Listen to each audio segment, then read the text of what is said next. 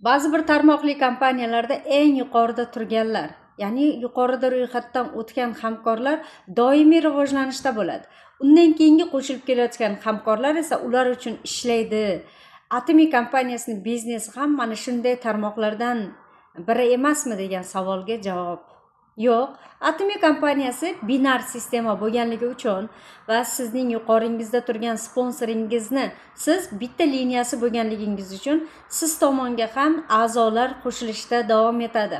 Siz taklif qilayotgan, siz taklif qilmasangizda sponsoringiz tomonidan yoki bo'lmasam siz taklif qilgan biznes hamkoringiz tomonidan qo'shilib kelayotgan hamkorlar ham 100% sizniki bo'lganligi uchun ham sizni o'zingizni mehnatingizga qarab, ya'ni siz ham o'sha binar sistemangizni, ya'ni ikki tarmog'ingizni tengdan olib borib ularni o'qitadigan bo'lsangiz, ularni rivojlanishliklari uchun atomiy ma'lumotlarni, mahsulot ma'lumotlarini doimiy berib, o'zingizni ustingizda va komandangiz ustida ishlab boradigan bo'lsangiz, sizning tarmog'ingiz ham yuqoridagi sponsoringizni tarmog'i kabi tez rivojlanadi va atomiy kompaniyasining masterliklarida imperial masterlikka yetib borganda imperiallar to'xtaydi, ya'ni chegara mavjud va pastdagi komandani, pastdagi liderlarni rivojlantirish hisobiga sponsorlar o'sib boradi. Buni bilganliklari uchun ham butun hamma atomiy kompaniyasining sponsorlari